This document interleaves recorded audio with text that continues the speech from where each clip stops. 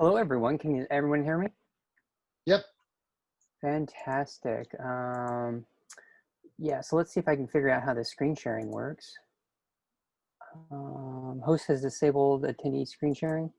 Yeah, sorry about that. Hold on just a second. Quite all right. Hey, let me tell you a little bit about myself. Biomedical engineer, concentration tissue engineering. For a living, I'm a custom fabricator. I do MVPs for startups, and the whole idea is that you have an idea, I have the ability to fabricate it. I'm also the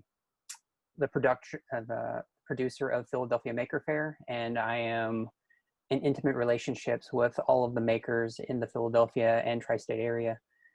So I've got this nice network going on, and I'd like to share that with Mars Society. But let me get this screen sharing going. Boom.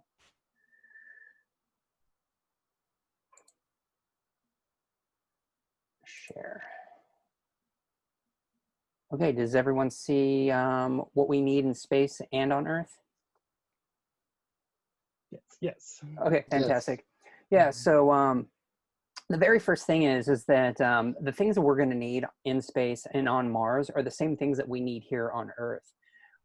Clean water, food, calories, shelter to protect us from the environments, clothing, exercise, um, cardiovascular for Earth, but then we need, muscle and bone density for space and other explorations, and then air. So once again, Maslow's hierarchy of needs, added the exercise component. Um, so if we go down here and then we can break it down into the six parts. Um, as Colin was saying earlier about the chloride problem, bioremediation is probably going to be the solution to cleaning all that up. But once again, what do we have for Earth? Same with water, ice, storage, mining, all that. Then we have food, growing, culturing, fermentation. Then you go to my field of expertise, culturing, meats, culturing, cells, growing, hamburgers in space rather than cows. Um, Shelters, living quarters. Once again, on Earth, when you have mass, tragedies and disasters, people are working on these right now, whether it be cardboard, adobes, igloos, mud structures. All of these can play, a significant role in what our approach is for space and Mars. Clothing, once again, are our clothes designed to withstand constant replacement, or are these things that we need to re-engineer and rethink? And then exercise, for space we have bone density loss, we have caloric issues, how our body's absorbing all this. Okay, so making a better need. So right now on Earth, 7.8 billion people on Earth. Solving everyone's need on Earth will transfer to space. So we need fuel, we need materials to get to space. And if people are using them inappropriately on Earth, not inappropriately, but not wisely, then that takes away from, our expansion. So right now, air pollution affects all of us. 3 billion people still cook with fires. Now, I'm not saying you can't go out and have a barbecue every once in a while, or, make a campfire, but actually using resources to prepare your food when we have, other means available to us. Solar ovens, no fuel costs. All you need is an actual box. Using this in third world countries would totally offset uh, materials and deforestation, and will also cut a huge percentage of pollution. Then we go into drinking water. Once again, we need clean drinking water, recycling it from our foods. Once again, solar stills, that translates to Mars and space. Solar food dryers to actually remove the water from our foods that will be able to compost in a engineered method rather than an organism method. Everybody eats, but not everyone is fed, and this is something that we have to look at as well. Um, Once we have the supply chain designed, it will be just like Earth. However, everyone needs to be able to feed themselves and not be a victim of starvation. And this is another thing on Earth. So, and you know, some other things is world issues of sailing space can solve. So, all of these can be solved with the scientific method, the engineering method, and just using science to ask the correct questions and using the tools at our ability now and using the materials at our disposal. So I believe in there's a slinky effect from discovery to implementation. And someone says, well, this is the new heart transplant. However, the medical doctor says, well, I've been doing it this way for 30 years. I'm not going to change. And he's the go-to. He's the subject matter expert. So, you know, there's that slinky effect until the new techniques make its way into practicality. And that's where we come into the role that I want to place in Philadelphia is the tools and fabrication. So using our combined expertise to solve some of these problems, using laser cutters, additive manufacturing, basic, you know, carpentry skills, subtractive manufacturing, papercraft. These are the tools that are available to everyone in Philadelphia. You just need to know how to look for them. And there's things outside of this, ordering, you know, electronic components, printed circuit boards. All of these are easily done, and to mass produce and to innovate is something that we should all be doing to solve these problems. And if you go to the last slide, and now let's solve these problems. First, we need to address it. So whether it be, you know, cooking in, you know, the Sierra versus, how to provide food at the bottom of the ocean versus how to, you know, make clothes that last, a longer longevity rather than, you know, the throwaway economy that we have here. And so the whole method is that if we can make prototypes that will solve Earth problems, those will translate to space and Mars problems. And then we can share those with the world, saving our resources to be able to use the fuels and whatnot to actually get in the orbit, to build our ships, to lower, you know, the supply chain needed to move products around the world. And then hopefully, ideally, you know, these innovations will be financially benefit that will actually fund other experiments and research. And that's the goal. So if we have problems here, those are the same problems we're going to have in space, the same problems we're going to have in Mars. And I have the network and the tools and the engineering background that we should be able to start squashing these and and produce a better solutions to the problems that we're going to face and the problems that we currently face.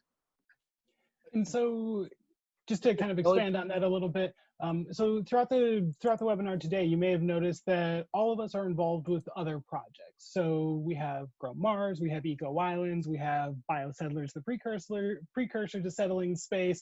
But in this regard, though, we want the Philadelphia Mars Society chapter to be a central house where all of us can come together and collaborate on those projects.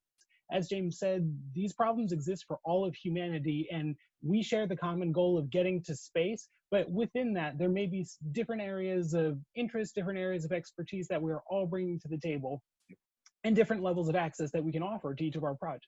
So think tanks. Exactly, think tanks. Yes. Think tanks. But more than that too, development as well. We want to get into the physical side of developing a lot of these, and so the four of us have been working on a number of these projects already. So happy to start opening these up. Yeah, Stelly, I just want to throw in there as well that the resources are also so one of the things, and this is a little toot in my own horn here, and apologize, the cat's kind of yelling at me right now. She wants outside. But one of the big things is we also have intellectual property that have been brought by the membership. You know, the wetlands in a box idea is novel. I filed for them in 2013. So this is really kind of, and to me, settling space has a gratis license. So I just want to see them used. I build these for other systems and other clients, B2B here actively. So a lot of what I'm talking about, I've got practical experience. We've been doing it for years, work with a lot of researchers. So like between myself, but everybody else within this group really brings a lot to bear, including IP, copyrights, and just a lot of practical experience. So if there's, I guess I'm kind of making a little bit of a plug here, and I think that's where Stelly was going. Like, think tank, just like Corey said. We're our own skunk works. We want to be able to make money as for profit to do the things that we want to do. We want to build projects. And we want to build our own HABs. The exact things that we're talking about in the million person entry, nobody ever actually builds anything. You've got lots of Earth ships, but we want to build one of those. I mean, hell, I got enough space out in my orchard, honestly, right now to be able to do something like that. So actively going after projects. Another one, James, you missed thermal extrusion welders because you make all the boxes. It's if a glue gun got married to a chainsaw. It's a big 15-pound extrusion welder. I've got our first one coming because it makes a far superior box, and then it's 100% recycled plastic. And then next stage, just as we're moving things forward, as soon as we can, I want to get enough PEF, the plastic that Dan's talking about. Can we thermal weld it? Let's start really working with some of these components right here, even if it's kind of pricey. We'll be able to support those projects that are more R&D and more the moonshots or Marshots that are a little bit farther off, requiring, well, gee whiz, now with James on board, like the speed at which we can move some of these projects forwards is pretty incredible. I'm an ecologist. That's my realm, and it's been slow for us. But when we've got people who really know what they're doing, I'm impressed with the speed at which we're already getting things done. So once again, another plug for, if you like what you see, join us and please help out. Keep on top of our publications and things that are coming out. I'll stop there. Okay, just because I want to drop a few pieces of information in case anyone has to go promptly at 8. So as we mentioned, in 2 weeks and 4 weeks, we'll be having additional webinars. But so as a satellite chapter of the National Mars Society, we are taking registration for formal members of this chapter. So if you would like to be on our mailing list for that, please just let us know either through the Facebook event. You can leave your email and name in the comments to this chat, or through the meetup page if you contact us there. Any of those avenues, we're just collecting names and emails for our mailer. To that end, the standing plan here is to have a general body meeting for the Philadelphia chapter roughly monthly. So this will likely be paired with webinars unless we exceed the capacity of time to satisfy them in a webinar. That being said, anyone who is interested in a significantly larger time commitment, we do meet weekly to kind of facilitate some of these ongoing projects, and each of the projects does meet independently and operates essentially autonomously depending on who's running it. So that being said, contact us more generally to get involved with more of those. But our next meeting that we have will be going through all these projects in detail and specifically citing joinable opportunities. But before then, just let us know. Okay, what do you have? Are all of you in Philadelphia? Colin is in Altoona, but Dan, James, and I are all in Philly. Yeah. Okay. I'm in Puerto Rico. Oh, fun. So. Well, we'll be meeting primarily digitally, but fabrication might be tricky. Well, I think I was invited to the group. I don't even know how. I'm one of the international punk ambassadors for the International Punk Society. Oh, that's awesome. And so we Puerto are very Rico... involved. We are very involved in this space right now. So. Just Corey, was it through the Larry Niven Society? Did I send you that invite on Facebook?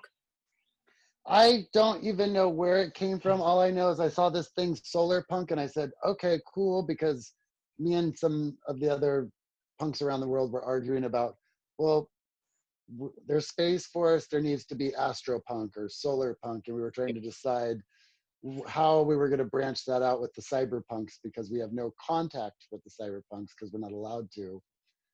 But we're very much behind Elon, very anti-corporate and money, but we also understand that needs to be happening. But we've been watching all the programs from the UAE, from the European Space Agency, the Arab Space Agency, the Mexican Space Agency, and we're watching all their designs, and like, your greenhouse design looks a lot like what the Arabs have really put out there with their aerogel ceilings. Well, and one And I, thing they don't have is anything like the wetland components. So that is unique. I mm-mm. mean, like I went to Yes. brief the Pentagon. It's and when you've got the wetlands, 90% energy, and that's not something that has been really floated before. So that's why we think we've got a pretty good shot at winning this year. But the boxes are easy. They're 100% recycled plastic. You know, you can pay somebody 30, 35, $40 an hour to build one of these things. Good And job. can you make it out of this guy's plastic? Out of That's what this, I want. out Yeah, of the that's what I'd organic like to plastic? do. Yeah, just right now, and Dan can speak to this more maybe next time. But That's why I like think tanks. I think the whole idea of what they're talking about, just bringing everybody together with all the different ideas, Well, and makes one huge thing. specifically for Puerto Rico, though, there are a couple of these systems that we have been discussing that would be great for field testing, because I know we're looking at a lot of off-grid systems just, you know, as a functional component. So aquaponic systems that would be able to operate that way. The boxes are actually, so we're working towards biological human waste processing, but in terms of just general wastewater, I mean, the boxes are great for that. 2 weeks from now, the self-organizing wetlands I thought you bioreactor. said Portland, Puerto Rico. I've been there. I've been looking for a way to start working down in the Caribbean. Please get my email and let's talk, because really there's a lot of expansion possibilities, business and helping wise. I mean, you got Haiti sitting right there. Going back to what James was talking about, one of the things we're working on is Connex boxes, shipping containers full of these boxes that I build, full of solar panels for rapid response. Now you got water, you got energy, and you've got a communications hub all off the We grid, had backup we batteries. had Elon come down here and build a whole solar array for our children's hospital, but Sweet. in But fact, yeah, there's a like lot of big, groups it's coming water. down here that have nothing to do with anything that we're talking about at all. I mean, we obviously have NASA with Arecibo here, but as far as like what you guys are talking about, there are a lot of groups that are trying to create situations here for that. But then you have political upheaval and Yep. anti-America sentiment that is growing massively daily. So, you know, there's that whole component too. So you can't be seen as an outsider when you're coming in here, which I am. What is the But group you're what's the punk group you're with again? I'm with the international punks, like punk International rock. punks. Okay. You know, we're just all over the world. We have no affiliation with anything. We just dabble around like Yeah, it would almost be kind of politically. anti-punk if You you. know, we have our president coming after us right now because we are anarchists. We support Antifa 100%. I was part of the squatters movement in New York. We took over like 20 something buildings that were abandoned and Damn. redid them, created our own community gardens to feed us. And Giuliani destroyed that. Well, he didn't destroy it. He destroyed half of it. But we work on that premise. I'm more of a technophobe. So like a lot of us that are into the sciences and that are into Mars and what Elon is doing and Blue Origin, not as much, but Blue Origin's slow as you go. Different business model, different purpose. You know, they're. We support them all. We want to see everybody go there. The Chinese will be there before us if we don't do it, That's and right. it's going to happen. You know, and it's almost like that Space Force TV series. As soon as we think we got it, they're going to be there. So, but yeah, no, I don't represent any one organization. I follow the Mars Society. I was in NASA's Young Astronauts as a child. And my whole life, I just drew underground cities that could habitat 10,000 to 1 million people. And ironically, that's the numbers that are being talked about. Nice. But you guys have the scientific expertise, and you guys, I can I draw cities just going to say, underground, though, but I don't have any of how it's going to operate, run, or work. And there needs to be green spaces and even beyond greenhouses. just the city design, though, this part that you talk about with the cultural elements of community gardens and just making sure that we're satisfying the needs of the people in, you know, that are present in these places, that's definitely something that we want to be part of the ethos of this chapter. We're kind Well, of you the guys had habitats and like earth support or Yeah. life support, you know, chapter. Well, that's why I like the think tank idea, because there's so many all of you people are highly intelligent. And for the human race right now, we only got 2 roads to go. We can either evolve or devolve. And once we devolve, it's going to take another 500 to 1,000 years just to get back to this point right now. Yep. And that's what I think is so cool about solar punk is I didn't even know these different genres and stuff, but like cyberpunk is very like dystopian and like warning of you know. Not these futuristic- necessarily. Oh, not Not, necessarily. Again, I'm definitely not an expert. At any we of don't these, but- communicate. We're not allowed to communicate with each other, but they do their own thing. Like think anonymous, think those kind of things. We don't communicate with them. Like if they're at a punk rock show, you don't know who they are, you know, but everybody works towards a common goal for the betterment of humanity. And that's where So- solar punk, just if you Google the imagery on that and stuff, you know, it's really interesting, and it seems to Well, be. that's what I don't even know how. I was like, whoa, this is amazing. After I got in a 2-hour argument over whether we should call ourselves space punks or astro punks. I was like, we'll just go with Elon. He'll pay our way. We'll work off our indentured servitude, and then we'll just like buy one of his old starships and get an asteroid and start mining it and doing whatever we want to do. That is also You know, a but- plan. Yes, it's a good plan. But that's the whole thing. Like, you know, I read Red Mars, Green Mars, Blue Mars. I had a client that was in NASA. He worked for them, and he was like, "Oh, you have to read this," and how they broke apart. And he's like, "Oh, just like how you guys were doing with the abandoned buildings. You seized them, you took them, you redid them. You created daycare centers and gardens, and you fed everybody. And you're not communist, you're not socialist, but you guys allow the oddballs to be oddballs. But You're libertarian. sometimes, Yeah, I mean, you know. no, we're not. We're not. We don't like that term anymore because Oh. So, do you know of we have two machete? things.